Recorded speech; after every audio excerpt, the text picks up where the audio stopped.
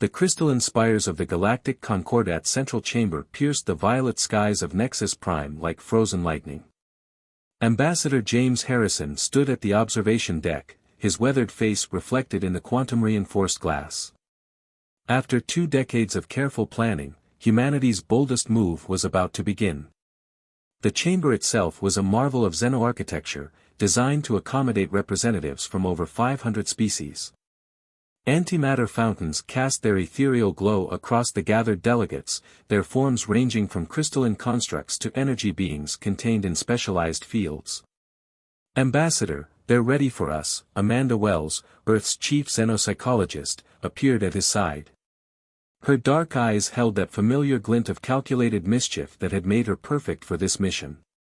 Harrison nodded, straightening his ceremonial sash. Then let's give them a show they'll never forget. The main chamber hummed with nervous energy as Harrison and Wells took their positions in the petitioner's circle. Above them, arranged in concentric rings, representatives from the galaxy's most powerful civilizations watched with varying degrees of curiosity and disdain. High Arbiter Vex Thanix, a being of pure plasma contained within an ornate environmental suit, raised all 4 of their sensory appendages. The Council recognizes the delegation from Sol System. State your petition. Harrison stepped forward, his voice clear and unwavering. The United Systems of Earth requests full membership in the Galactic Concordat. The chamber erupted in a cacophony of translated protests. The Morgothi delegation's crystalline forms vibrated in obvious distaste, while the gaseous Zindar representatives swirled in agitation. Silence. Vex Thanix's voice crackled with artificial thunder. Humanity has barely achieved interstellar travel. What makes you believe you deserve a place among the ancient races? Harrison smiled, and Wells felt a shiver of anticipation. They had practiced this moment countless times. We don't come seeking permission, High Arbiter. We come offering a choice. The chamber grew deathly quiet. Even the energy beings stilled their perpetual motion. The Krax 11 attempted to invade our colony on Proxima B, Harrison continued, his voice carrying to every corner of the chamber. They thought our lack of quantum weaponry made us easy prey. They learned otherwise. The Zindar tried to infiltrate our information networks. Their best cyber entities returned, changed. The Morgothi attempted economic warfare. Now they avoid our trading routes entirely. Wells stepped forward, her neural interface projecting data streams into the chamber's shared consciousness. Each of you has tested us in your own way. Each of you has learned that humanity doesn't play by the expected rules. We turn your weapons against you. We adapt. We overcome. And most importantly. She paused, letting the tension build, we remember. The Krax 11 delegation shifted uncomfortably in their warforms. Their failed invasion had cost them 3 battle fleets and considerable face among the warrior races. You don't want us as enemies, Harrison concluded. And you can't afford us as competitors. But as allies? As equal members of the Concordat? We could help you achieve things you've never dreamed possible. High Arbiter Vex Thanix's plasma form pulsed with agitation. You dare threaten this council? Not at all, Wells replied smoothly. We're offering you the opportunity to avoid a rather uncomfortable future. The galaxy is changing. The old power structures are crumbling. You can either have humanity working with you, or working against you. The chamber erupted once again, but this time the tone was different. Fear, respect, and grudging admiration mixed in equal measure. Harrison caught Wells' eye and gave a subtle nod. Phase 1 was complete. Humanity had made its opening move in the greatest game of interstellar politics the galaxy had ever seen. In the observation ring, Ambassador Thrix of the Morgothi Collective turned to their aid. They planned this, they chimed in their crystalline language. Every response, every reaction, they knew exactly how we would all respond.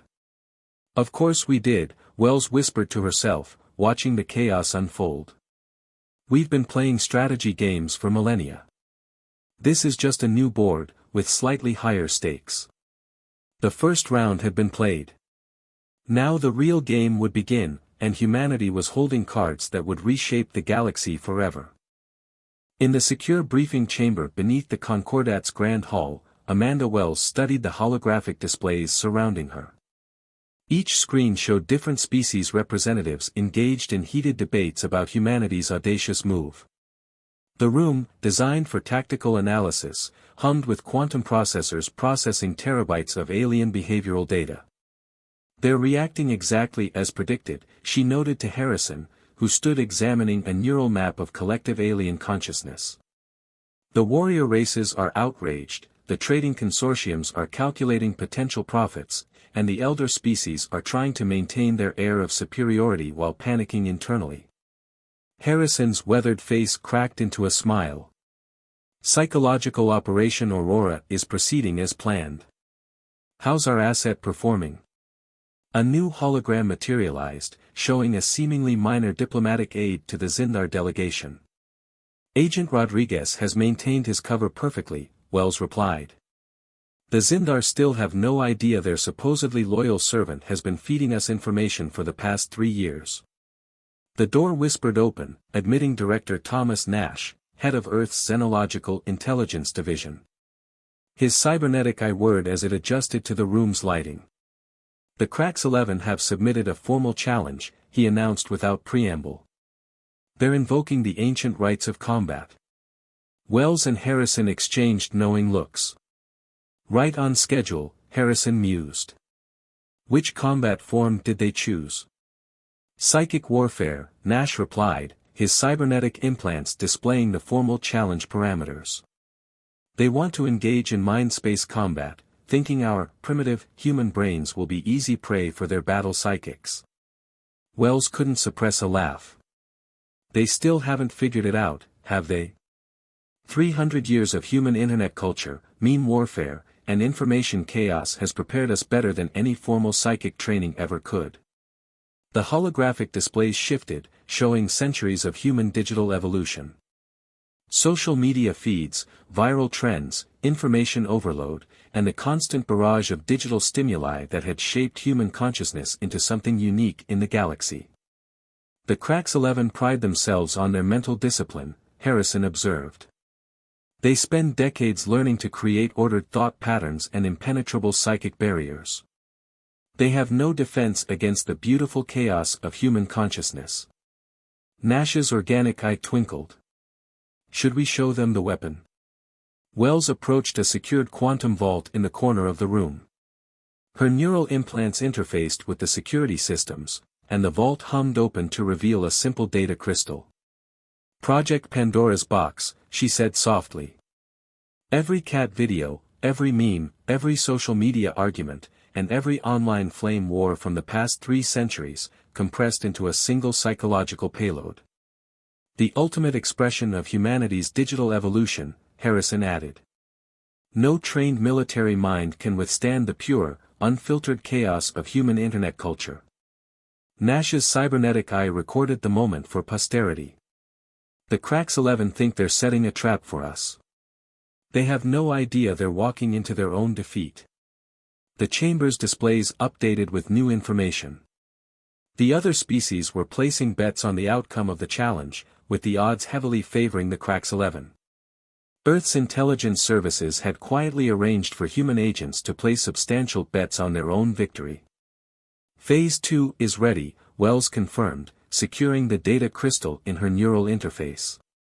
"When the Cracks 11 open their minds for battle, they'll experience something their rigid military psychology could never prepare them for, the unfiltered thoughts of billions of humans arguing about whether a hot dog is a sandwich."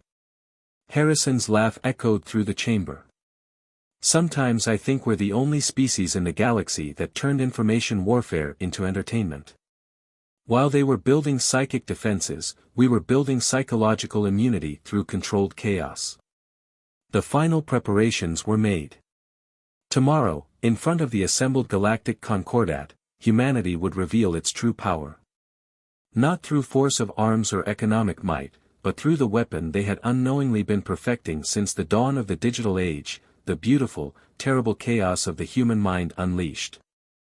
The mind-space arena materialized as a vast digital void, its boundaries defined by quantum consciousness processors that would allow the assembled Concordat to witness the psychological combat. Amanda Wells sat in her interface pod, neural connectors threading into her consciousness as the Crax 11 champion, Warmind Vexthor, took his position opposite her. High Arbiter Vex Thanix's voice resonated through both physical and digital space. The terms of combat are set. The first consciousness to surrender or suffer critical psychological disruption will forfeit. Begin. Vexthor's presence manifested as a fortress of disciplined thought, a monument to centuries of Crax 11 mental training. Crystalline walls of pure logic rose into the digital sky, bristling with defensive algorithms and psychological warfare subroutines. Wells appeared as nothing more than a simple point of light. Is this mockery, human? Vexthor's thoughts boomed across the void. Where are your defenses? Oh, these aren't defenses, Wells replied. This is just my social media homepage from 2025. The void exploded with content. Billions of simultaneous conversations, arguments, and debates cascaded through the mind space. Cat videos collided with conspiracy theories. Political discussions spiraled into meme wars. Gaming chat logs blended with philosophical debates about whether cereal is soup. Vexthor's mental fortress trembled. His perfectly ordered thoughts began to fragment as human consciousness crashed against his defenses like a digital tsunami. What is this chaos? Chaos? Wells laughed, the sound echoing through 1,000 TikTok notifications. This is just an average Tuesday on the internet. Want to see what happens when a post goes viral? The human collective consciousness surged. Vexthor's crystalline walls of logic began to crack as they encountered concepts their rigid military psychology couldn't process. Impact font memes from 2012 collided with deep-fried social commentary. Reaction GIFs spawned endless chains of increasingly absurd responses. In the physical chamber, the alien observers watched in horror as Vexthor's vital signs spiked.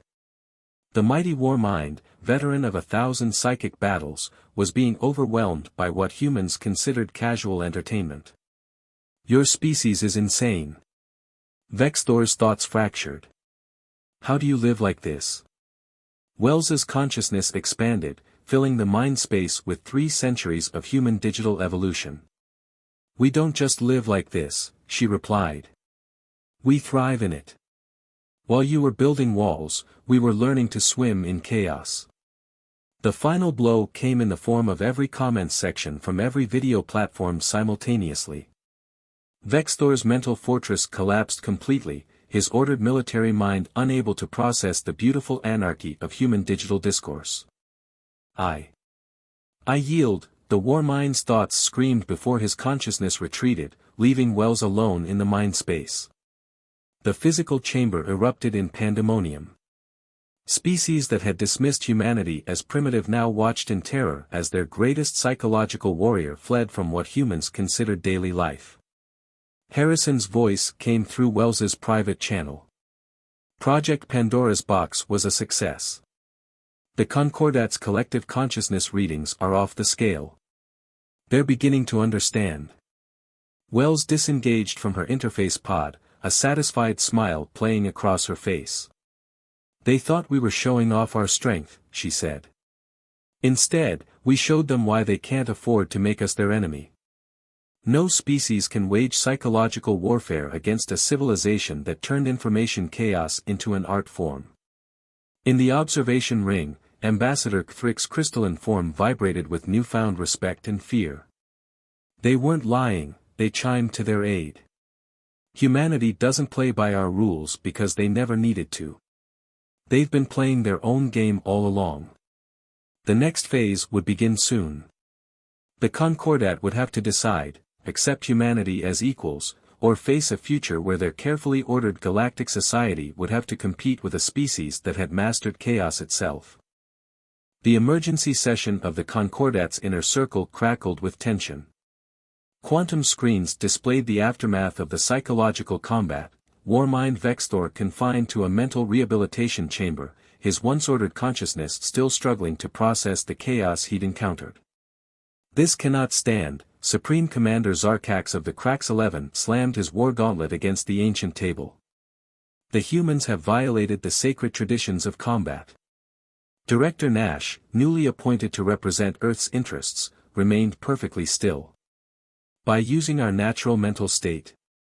Fascinating accusation. The Morgothi representative's crystalline form pulsed with agitation. "Natural state? You subjected a trained war mind to unfiltered human consciousness. Our analysts are still trying to understand how your species hasn't collapsed into madness." "Perhaps," Nash suggested, his cybernetic eye scanning the assembly, "that's because what you call madness, we call Tuesday afternoon." High Arbiter Vexthanix's plasma form swirled in obvious distress. "The implications are disturbing. If this represents humanity's casual thought patterns, what would an actual human psychological attack look like?" Nash allowed himself a small smile. "Let's hope we never have to find out." The threat hung in the air like a charged particle. Every species present had witnessed humanity's demonstration. Their carefully constructed models of human psychology lay in ruins, along with their assumptions about Earth's technological capabilities. "You planned this from the beginning," Thrix chimed, their crystalline matrix vibrating with sudden understanding. "The petition, the challenge, the combat form, you manipulated events to demonstrate your true power without starting a war." "We prefer creative problem-solving," Nash replied. "For instance, did you know humans spent centuries creating simulated scenarios of first contact? We called them games and entertainment, but they were really preparation. While you studied us, we were studying how to study you." The chamber's quantum sensors registered increasing stress patterns among the alien delegates. The revelation that humanity had turned speculation about alien contact into a form of civilization-wide training program was shattering centuries of assumptions. Ambassador Harrison entered the chamber, his ceremonial sash now bearing the marks of a full Concordat representative. "The General Assembly has voted," he announced. "Humanity's petition for membership has been accepted, unanimously." Fear, Nash noted with satisfaction, was an excellent motivator for consensus. "There will be conditions," Vexthanix crackled. "Safeguards must be established. Your species cannot be allowed to unleash such chaos unchecked." "Of course," Harrison agreed smoothly. "We look forward to working with the Concordat to establish mutually beneficial guidelines. Though I should mention." He paused, making eye contact with each delegate, "any attempt to restrict human information flow would be considered an act of war." The threat wasn't subtle, nor was it meant to be. The assembled representatives had just witnessed what human consciousness could do to their most disciplined minds. The prospect of facing humanity in actual conflict sent shivers through multiple dimensional planes. Wells' voice came through Nash's secure channel, "Phase 4 complete. The Zindar delegation is already requesting private meetings to discuss information exchange protocols." "Excellent," Nash subvocalized. "Begin preparation for Phase 5. It's time to show them what humanity can do as allies rather than adversaries." The galaxy was changing. The old powers were learning that they had invited something unprecedented into their ranks, a species that had turned information chaos into an art form, entertainment into training, and psychological warfare into a casual pastime.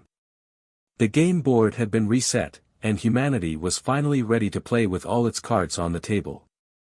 One standard galactic year after humanity's admission to the Concordat, the central chamber of Nexus Prime had transformed. Holographic memes now floated alongside ancient proclamations. Information streams pulsed through quantum networks that once carried only formal diplomatic communications. Ambassador Harrison stood at his new position in the inner circle, watching the Zindar delegation present their proposal for a joint human-alien digital culture exchange program. The gaseous beings had learned quickly that adaptation was preferable to obsolescence. The integration proceeds faster than expected, Wells noted, her neural interface processing streams of xenological data. Even the Cracks 11 are requesting human consultants for their psychological warfare division. Humanity's greatest weapon was never our technology, Harrison replied. It was our ability to turn chaos into opportunity. While they feared disorder, we embraced it. The chamber's quantum displays showed statistics that would have been unthinkable a year ago. Trade volumes had doubled. Technological advancement had accelerated. Species that had been locked in millennia-old conflicts were now too busy trying to understand human entertainment to maintain their ancient grudges. Director Nash's report just came in, Wells smiled. The Morgothi have officially requested permission to establish the first alien YouTube channel.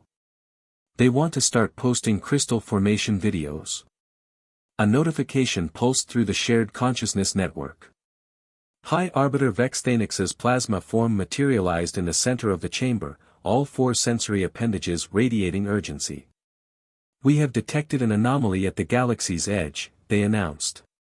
An entity of unknown origin and immense power approaches Concordat space. All previous attempts at communication have failed. Harrison exchanged glances with Wells. This was the moment they had prepared for since before joining the Concordat. Perhaps, he suggested, it's time to try something different.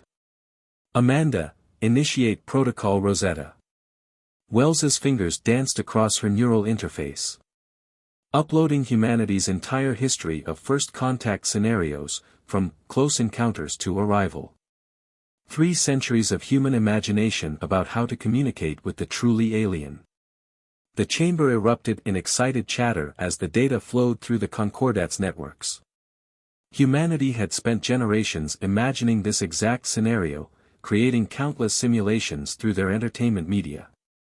What the other species had dismissed as frivolous storytelling was about to become the galaxy's best hope for peaceful first contact. This is why we needed humanity, Thrix chimed, their crystalline form resonating with newfound understanding. Not for your technology or your warfare, but for your ability to imagine the impossible and turn it into reality. Harrison stepped forward, addressing the assembled representatives of 500 worlds. For centuries, you watched us, wondering how such a young species could evolve so quickly. The answer was simple: we never stopped playing, never stopped imagining, never stopped asking, what if? Now, let's show this new entity what humanity and the Concordat can achieve together. As the combined knowledge and creativity of Earth's civilization flowed through the galactic networks, preparing for humanity's greatest first contact challenge yet, Ambassador Harrison smiled. The galaxy had feared humanity's chaos would be its undoing. Instead, it had become its salvation.